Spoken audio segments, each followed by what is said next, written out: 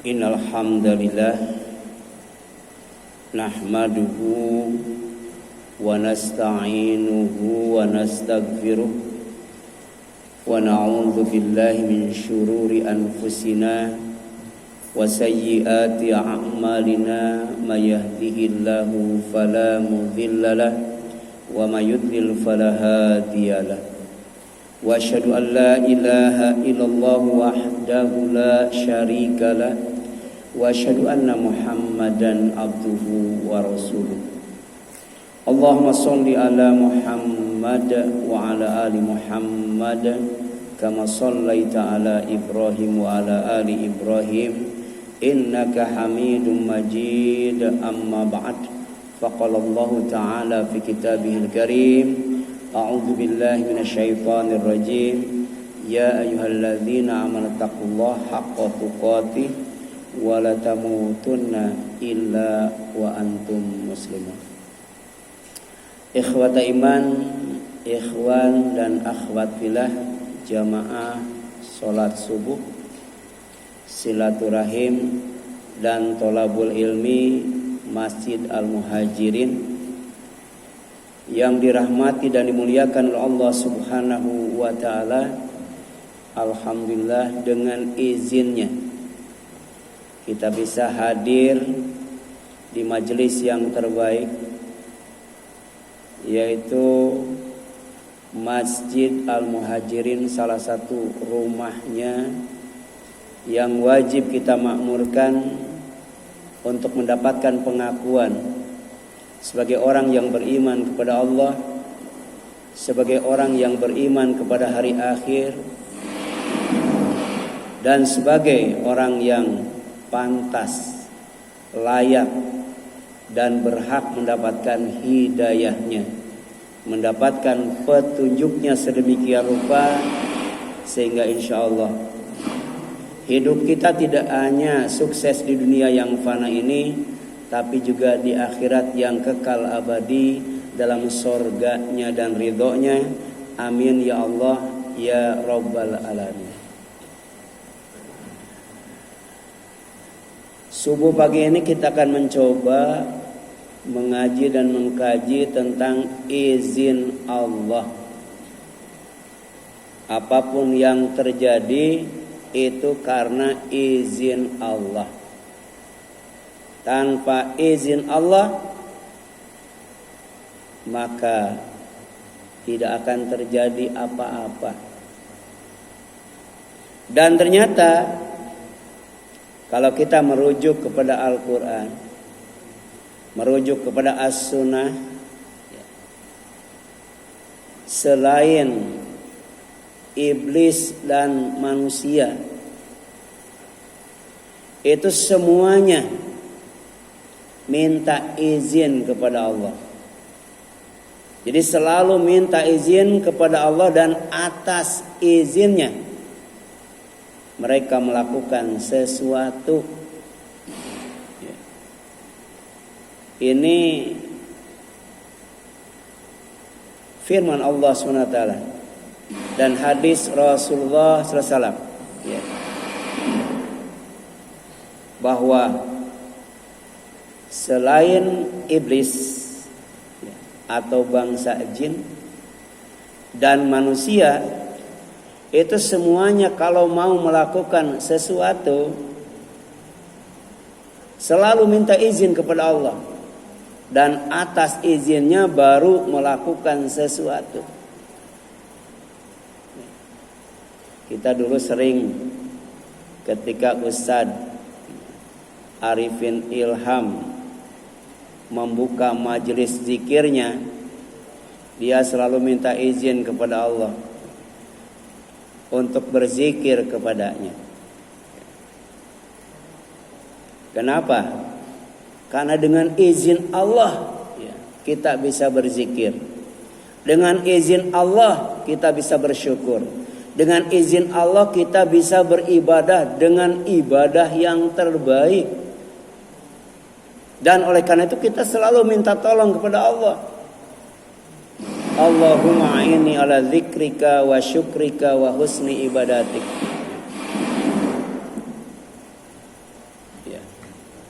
Ya Allah, tolong aku. Ya Allah, bantu aku agar aku bisa berzikir kepadamu, agar aku bisa bersyukur kepadamu, dan agar aku bisa beribadah kepadamu dengan ibadah yang terbaik. Jadi kalau Allah sudah mengizinkan kita melakukan sesuatu, pasti Allah akan menolong kita. Kita akan mudah untuk berzikir kepada Allah. Kita akan mudah untuk bersyukur kepada Allah, dan kita akan dimudahkan oleh Allah untuk beribadah kepada Allah dengan sebaik-baiknya. Dalam sebuah hadisnya derajatnya dhaif. Dhaif itu lemah.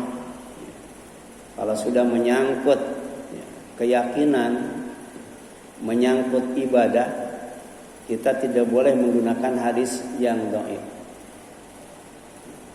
Tapi kalau untuk membuat manusia agar takut kepada Allah, takut kepada kebesaran Allah, takut kepada keagungan Allah, takut kepada laknat Allah, takut kepada murka Allah, dan takut kepada azab Allah, maka hadis dhaif bisa digunakan.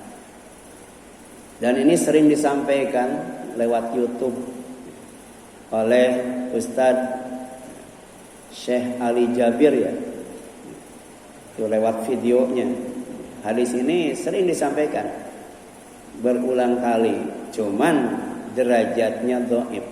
Tapi karena untuk tarhib, membuat manusia takut kepada Allah, itu bisa disampaikan. Jadi laisa min lailatin, tidak ada satu malam pun yang terlewat atau dilewatkan, illa kecuali wal bahru, lautan, yusrifu fiha salasa marratin alal ardi, dia mendekati bumi, lautan mendekati bumi. Yasta'linullah fi ayabsah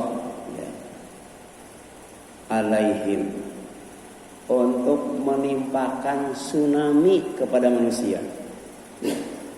Jadi laut kerjasama dengan bumi, minta izin kepada Allah. Tiap malamnya tuh 3 kali itu. 3 kali minta izin kepada Allah agar diizinkan air laut itu ditumpahkan ke daratan, sehingga terjadi tsunami besar yang menimpa manusia. Wa yakufullah azza wa jalla, tapi Allah menolaknya. Allah tidak mengizinkannya. Jadi kalau Allah mengizinkannya, itu manusia habis nggak tuh? Iya. Jadi tiap malam 3 kali minta izin kepada Allah agar lautan menimpakan tsunami ke daratan di mana manusia ada di atasnya. Jadi bayangkan laut yang demikian dalam, demikian luas, demikian dahsyat, hebat dan kuat, tapi tawadhu, rendah hati, dan selalu taat kepada Allah. Setiap akan melakukan sesuatu, dia minta izin kepada Allah Subhanahu wa ta'ala. Kemudian izin Allah itu meliputi apa saja. Ternyata izin Allah itu pertama meliputi syafaat. Syafaat itu artinya pertolongan. Jadi tanpa izin Allah tidak ada yang bisa memberi syafaat. Termasuk asyafaatul uzma, syafaat yang paling agung. syafaat yang paling besar. Ketika Nabi Muhammad SAW berulang kali mendatangi Rasul, minta izin agar dia dikasih wewenang untuk menyampaikan siapa saja di antara umatnya yang mendapatkan syafaat. Sehingga ketika sudah masuk surga, maka tempatnya di surga itu akan diangkat ke tempat yang lebih tinggi lagi. Ketika masuk neraka, maka kemudian orang itu dikeluarkan dari neraka.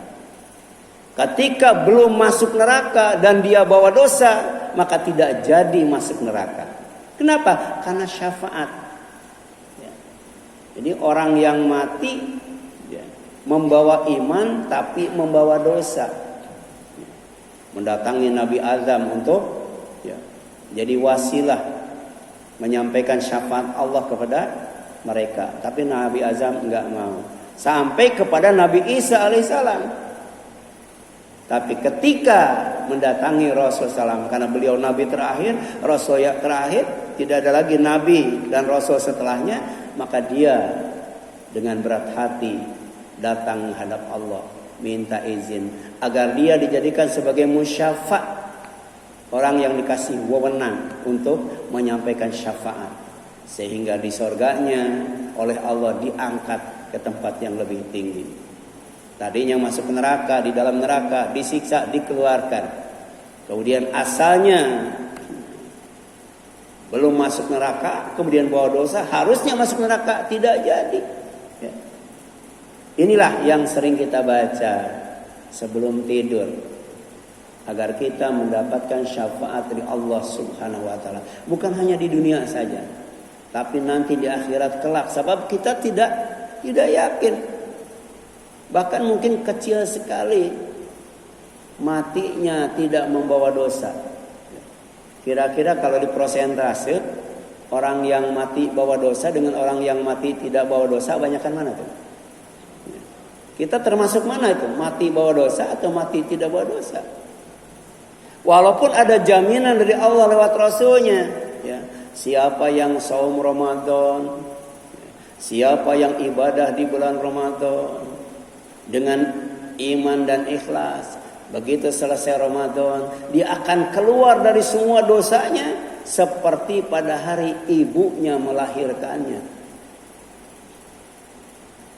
Siapa yang haji, yang ketika hajinya tidak dicampuri dengan perbuatan dosa dan keji, maksiat dan keji, dengan dasar iman dan ikhlas, pasti dia pun oleh Allah akan dijadikan sebagai orang yang suci dan bersih dari dosa. Bahkan siapa yang haji plus umroh, dengan dasar iman dan ikhlas, pasti haji dan umroh itu akan menghapus pertama dosa, yang kedua kemiskinan. Jadi kalau orang miskin, dia berusaha sekuat tenaga mengumpulkan duit untuk ibadah haji dan umroh, maka dia tidak akan miskin lagi. Dikayakan oleh Allah SWT. Ketika orang banyak dosa, kemudian dia haji dan umroh, maka dosanya dibersihkan oleh Allah Subhanahu wa taala. Tapi setelah pulang haji, ada jaminan enggak dia tidak berbuat dosa lagi? Selepas Ramadan, ini sudah berapa hari ya? Sudah 14 hari. Ada jaminan enggak tidak berbuat dosa lagi? Karena neraka itu dindingnya tebal, sedangkan neraka itu dindingnya tebal, sedangkan surga dindingnya tipis. Biasanya dinding yang tebal dengan dinding yang tipis, gampang mana ditembusnya? Surga itu dindingnya tipis, sementara di neraka dindingnya tebal. Tapi karena neraka itu banyak disukai oleh manusia, sementara surga itu banyak dibenci oleh manusia. Coba sholat tahajud dengan tidur, enakan mana itu? Iya. Dindingnya tipis, tapi banyakan yang tahajud, banyakan yang tidur.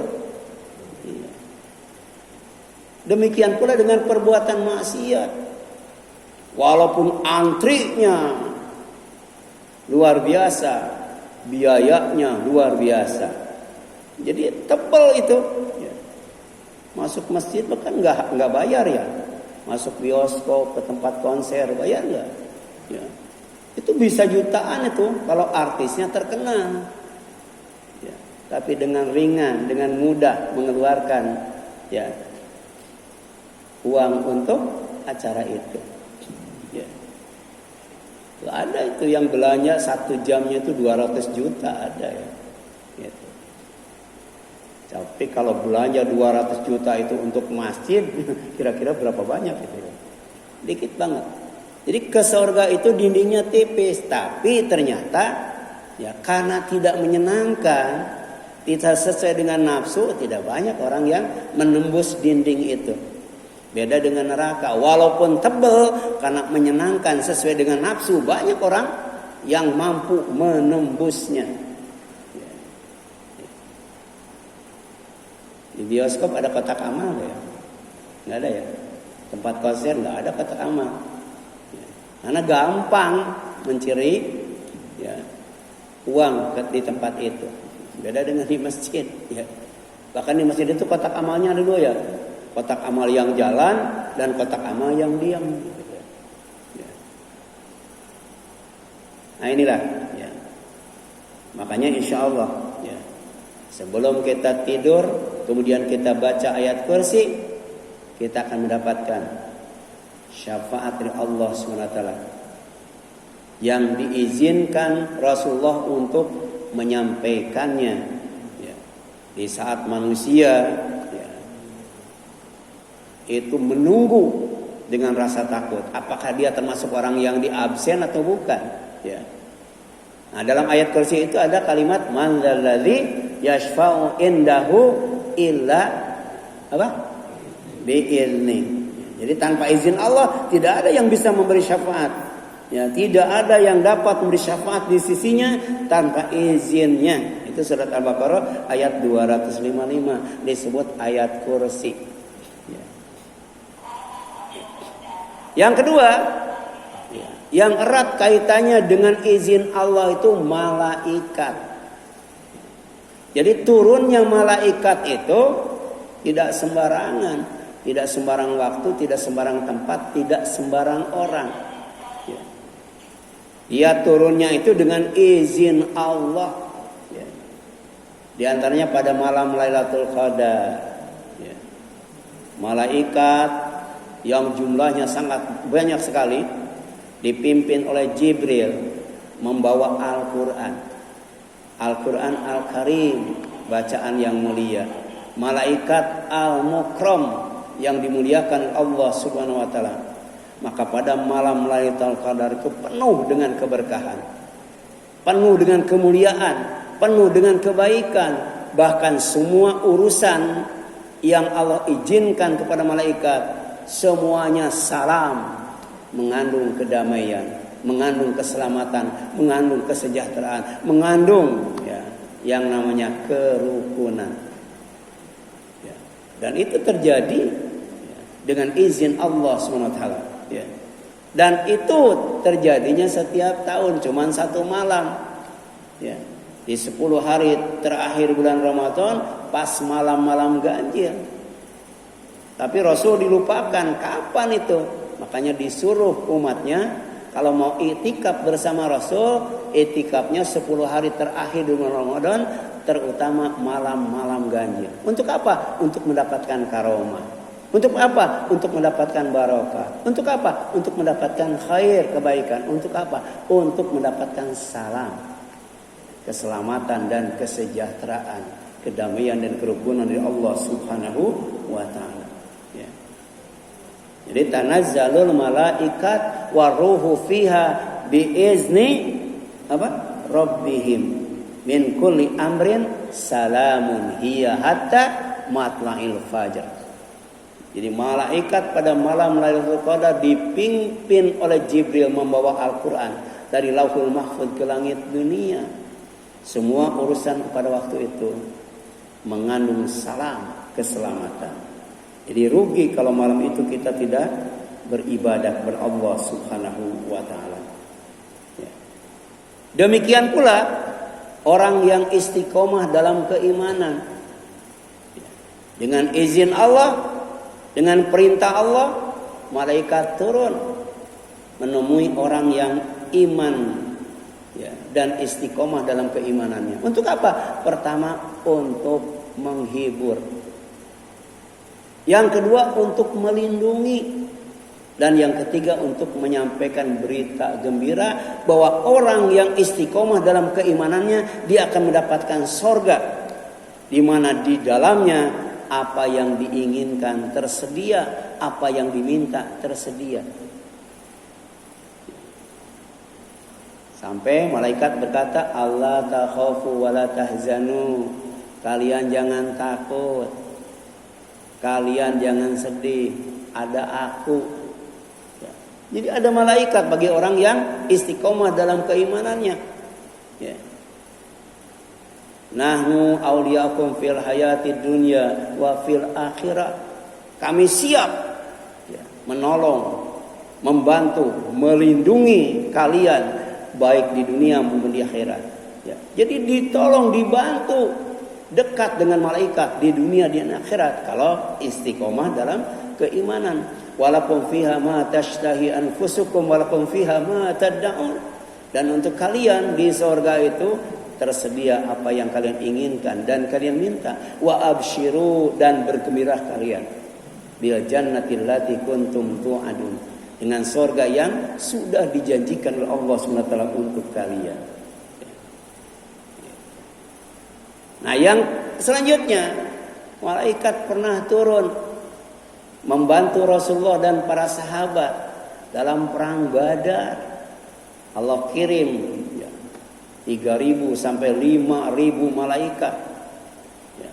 Karena waktu itu jumlah kaum muslimin yang dipimpin oleh Rasulullah dengan orang kafir Quraisy itu tidak seimbang. Ya. Orang yang beriman 300, orang kafir 900. Rasul berdoa kepada Allah sambil buka baju itu. Ya. Jadi kalau tidak ditolong oleh Allah, kalau tidak dibantu oleh Allah, kalau tidak dilindungi oleh Allah, maka waktu itu umat Islam habis. Tidak ada lagi yang menyembah Allah, semuanya kembali menyembah berhala. Tapi kemudian dengan izin Allah, malaikat turun. Sampai di sini dikatakan ya, bahwa yang memanah bukan kalian, yang membunuh orang kafir bukan kalian. Yang membunuh dan memanah adalah Allah Subhanahu wa taala. Maksudnya ya, dengan menurunkan malaikat.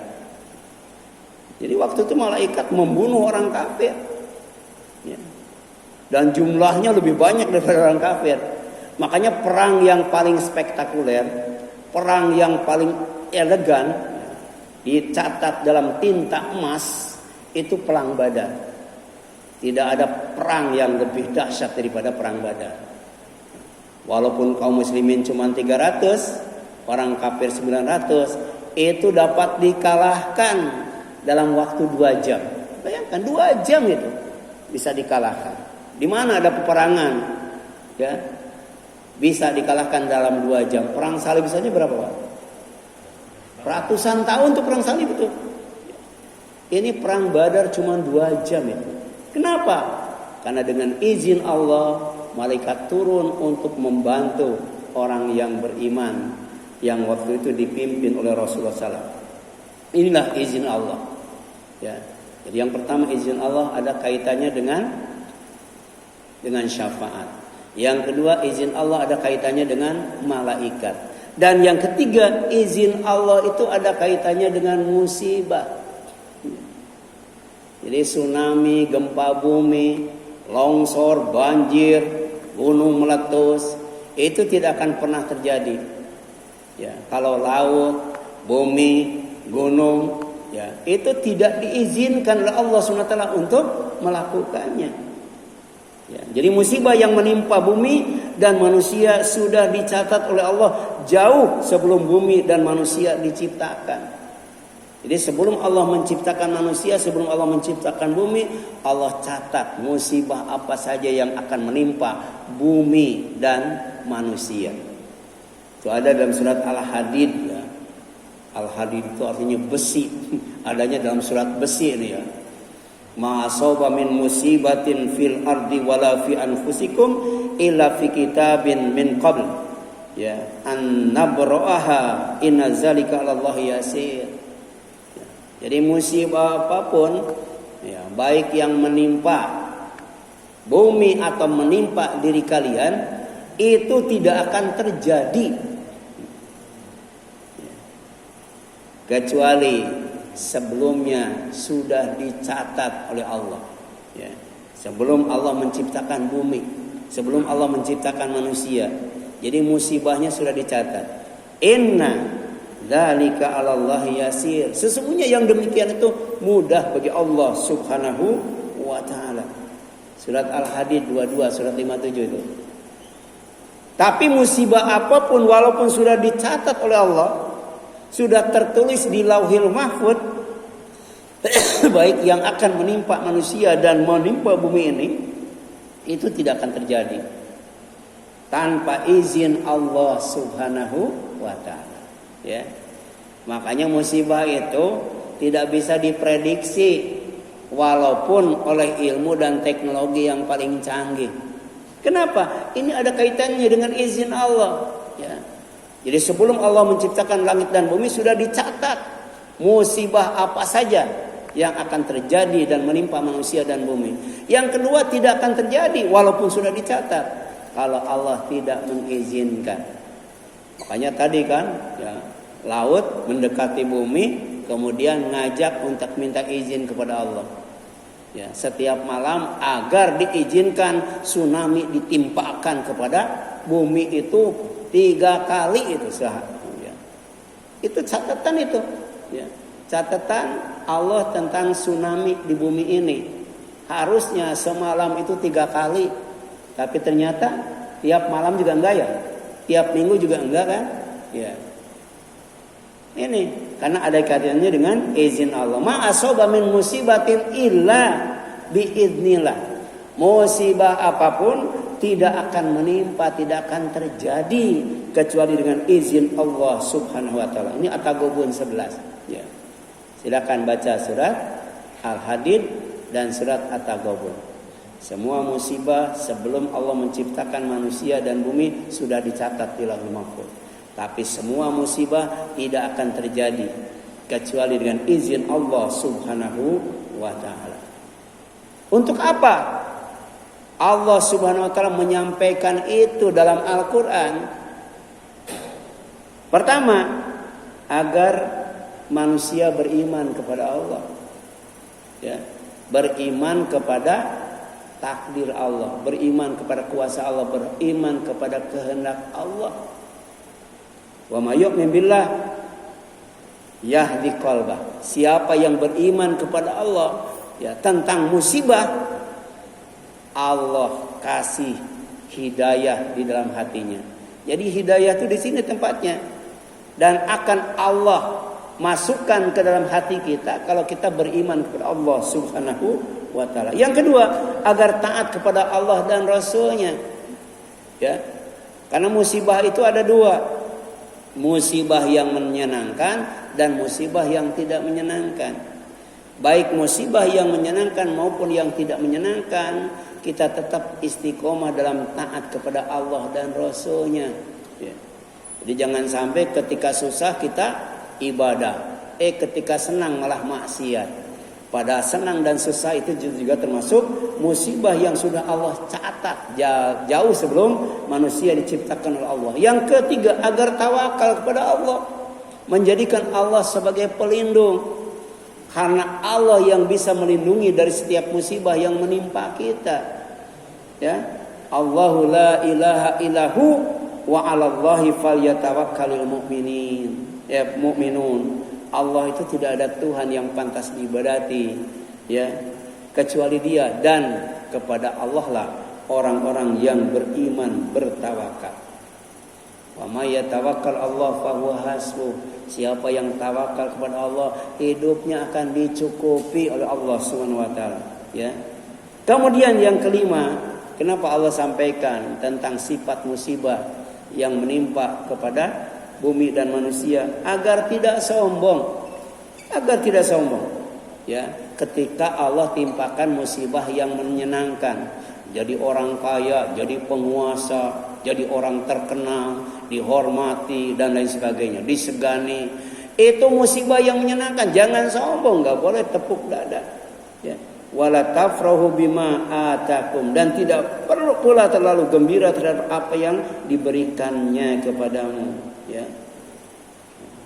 Kemudian likaila ta'sau ala ma fatakum, tidak putus asa ketika diuji dengan musibah yang tidak menyenangkan. Ya. Jadi ketika senang jangan sombong. Ketika tidak senang jangan putus asa. Karena itu erat kaitannya dengan apa? Dengan kuasa Allah, dengan izin Allah, dengan ujian Allah SWT. Wallahu la yuhibbu kulla mukhtalin fakhur, dan Allah tidak suka kepada setiap orang yang sombong lagi membanggakan diri, ya. Dan yang keempat, berbicara benar. Ini hati-hati, ya. Iman dan takwa itu perlu bukti. Bukti orang itu beriman, bukti orang itu bertakwa, dia tidak akan mati kecuali dalam keadaan Islam, menjaga Islam. Bukti dia iman, bukti dia takwa, dia tidak akan berkata kecuali dengan dengan perkataan yang benar. Ya ayyuhalladzina amanu taqullaha wa qulu qawlan sadida. Wahai orang yang beriman, bertakwalah kepada Allah dan kemudian berkatalah dengan perkataan yang benar dan baik, ya. Dan ternyata, ya, suasana hening dan sepi pada hari kiamat, saat semua manusia dikumpulkan, semua makhluk Allah dikumpulkan di alam mahsyar, hanya yang diizinkan Allah yang bisa berbicara. Itu pun tidak bisa bohong dan omong kosong. Kalau sekarang banyak bohongnya, ya, banyak jujurnya, ya, gitu. Omongan itu banyak bermanfaatnya, banyak sia-sianya. Nanti di hari kiamat tidak bisa ngomong sembarangan. Pertama harus dapat izin dari Allah, baru boleh ngomong. Yang kedua, ngomongnya pun tidak bisa bohong, apalagi omong kosong. Rabbus samawati wal ard wa ma bainahuma rahman la yamlikuna minhu khitaba, katanya. Tuhan yang memelihara langit dan bumi dan apa yang ada di antara keduanya, yaitu Allah Ar-Rahman yang Maha Pengasih, mereka tidak mampu berbicara dengan Allah Subhanahu wa taala. Makanya kita ingin bertemu dengan Allah. Kita ingin berbicara dengan Allah. Kita ingin diajak bicara oleh Allah. Ya, kita ingin dilihat oleh Allah. Kita ingin melihat Allah. Ya, kita ingin agar semua dosa kita dibersihkan, disucikan oleh Allah. Dan kita ingin diakui sebagai hambanya dan dipersilakan masuk ke dalam surganya. Wa man kana yarju liqa'a rabbih falyamal amalan shalihan wa la yusyrik bi ibadati rabbih ahada. Siapa yang berharap bertemu dengan Allah, syaratnya dua. Pertama, hendaklah beramal soleh. Dan yang kedua, jangan melakukan kesyirikan dalam beribadah kepada Allah Subhanahu wa taala. Kenapa? Yauma yaqumur ruhu wal malaikatu saffa la yatakallamuna illa man adina lahu rahman wa qala sawawa.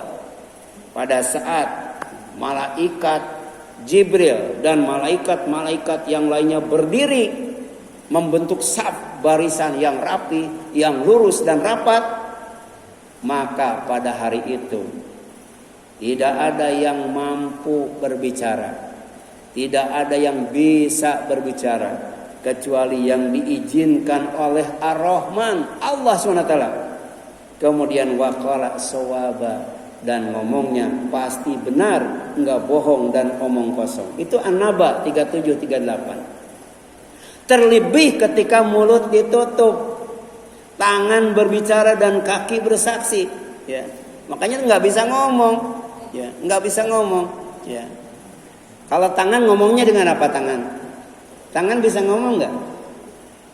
Tapi ngomongnya tanpa suara.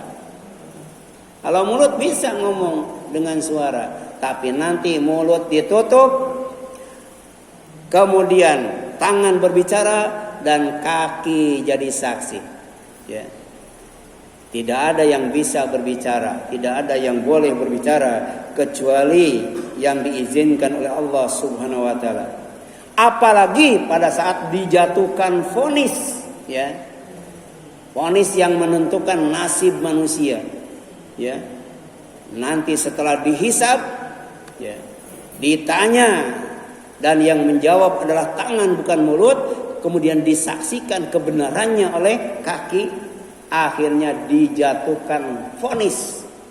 Vonis yang ditetapkan waktu itu cuma 2. Pertama, jadi orang yang sengsara di neraka atau jadi orang yang bahagia di surga. Nggak bisa ngomong, ya, nggak bisa membantah ketika divonis seperti ini. Nggak bisa naik banding, ya, nggak bisa itu. Ya. Yauma ya'ti la takallam nafsun illa biiznihi, pada hari, ya, yang akan datang, hari kiamat, tidak ada seorang pun bisa dan mampu berbicara kecuali dengan izinnya. Faminhum syaqiyun wa sa'id.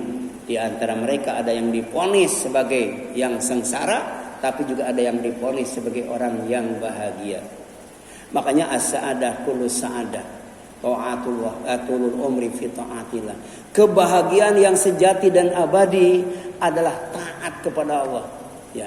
Umur panjang yang digunakan untuk taat kepada Allah Subhanahu wa taala. Silakan. Jadi vonis terakhir adalah dipukul palu dan ditetapkan manusia itu menjadi 2 golongan. Pertama adalah apa? Syaqiyun, orang yang bernasib sengsara. Yang kedua, wa sa'idun, orang yang bernasib bahagia. Yang terakhir, bahwa izin Allah itu meliputi kemenangan, ya. Jadi kemenangan itu adalah izin Allah, baik kemenangan yang ada di pihak lawan maupun kemenangan yang ada di pihak kawan. Kemenangan yang diraih oleh orang kafir, kemenangan yang diraih oleh orang yang beriman, itu sejatinya terjadi karena izin Allah Subhanahu wa taala. Ya. Sekarang kemenangan sedang berpihak kemana? Ya. Enggak usah betul saja kalau kemenangan berpihak ke musuh, karena itu izin Allah. Kenapa Allah mengizinkan? Kita evaluasi, ya. Kenapa sampai Allah mengizinkan orang kafir kemudian mendapatkan kemenangan? Ya. Tapi kemudian kemenangan juga dengan izin Allah bisa, ya, berpihak kepada orang yang beriman, seperti dalam perang Badar. Walaupun jumlah orang kafir banyak, tapi tidak diizinkan oleh Allah untuk mendapatkan kemenangan. Yang mendapatkan kemenangan adalah orang yang beriman setelah Allah turunkan malaikat, ya, untuk membantu orang yang beriman. Makanya ketika pasukan Talut berhadapan dengan pasukan Jalut yang tidak pernah terkalahkan, maka kemudian pasukan Talut dihibur oleh Allah Subhanahu wa taala, diyakinkan oleh Allah Subhanahu wa taala, kam min fi'atin qalilatin ghalabat fi'atan fi'atun katsira, ya, fi'atan katsira, ya, biiznillah wallahu ma'as sabirin. Jadi kam berapa banyak? Min fi'atin qalilatin, ya, ya, golongan yang jumlahnya dikit, ghalabat fi'atan katsiratan, bisa mengalahkan golongan yang jumlahnya banyak. Biiznillah, dengan izin Allah. Wallahu ma'as sabirin, dan itulah, ya, Allah senantiasa bersama orang yang kafir. Tapi orang yang sabar. Tapi ketika Allah berbicara tentang kemenangan, Allah kemudian menjelaskan bahwa ketika orang yang beriman mendapatkan kemenangan, itu namanya balaun hasan, ya, itu ujian yang bagus. Tapi ketika kemenangan itu berpihak kepada orang kafir, itu adalah ujian yang kurang bagus. Ya. Oleh karena itu ketika menang kita syukur, ketika kalah kita sabar. Insya Allah kalau kita sabar, Allah bersama orang yang bersabar. Wasta'inu bisabri wassalah. Kalian harus minta tolong kepada Allah tuh dengan dua cara. Pertama dengan sabar, yang kedua wassalah, dengan sholat, dengan ibadah dan amal soleh kepada Allah ibadah dan amal soleh ya, untuk mendapatkan ya, kebahagiaan, mendapatkan kemenangan dan mendapatkan keridhaan dari Allah Subhanahu wa taala. Ya, silakan sebelum ditutup ada yang ditanyakan? Ada, silakan. Ada? Nah, kalau tidak ada itu barangkali yang dapat disampaikan ya. Jadi ada 5 hal yang berkaitan dengan izin Allah dan tidak akan terjadi kecuali dengan izinnya ya. Di antaranya adalah syafaat dan kemudian yang terakhir adalah kemenangan. Mudah-mudahan bermanfaat bagi kita sekalian. Mohon maaf apabila ada kesalahan dan kekurangan. Aqulu qouli hadza wa astaghfirullah li wa lakum wal afu minkum. Wassalamualaikum warahmatullahi wabarakatuh.